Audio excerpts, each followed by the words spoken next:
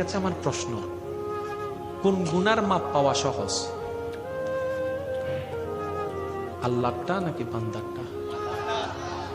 যেটাতে মাপ পাওয়া সহজ সেটাতে আপনি আমি যেভাবে সিনসিয়ার, যেটাতে মাপ পাওয়া কঠিন সেটার মধ্যে আমাদের মনোযোগ নেই।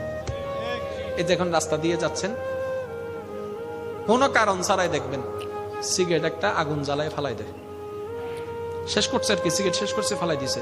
ভাইয়া আগুন আছে তো, সমস্যা কি? কোন একটা মানুষ যদি খালি পেয়ে যায়, এটা তো ভাবি নাই। আমি কি বুঝাতে পারছি কথা? গুনাহ কয় প্রকার? একটা আল্লাহকে ডাইরেক্ট দিচ্ছেন, আর একটা বান্দাকে কষ্ট দিয়ে দিচ্ছেন। এবার আপনি কারোর সাথে তর্ক করার দরকার নাই, আপনার জীবনে কোন গুনাহটা বেশি আপনি নিজে চিন্তা করে দেখেন, দেখবেন যে বান্দাকে কষ্ট দিয়ে গুনাহটাই বেশি। যেটাতে মাপ পাওয়া 90% কঠিন,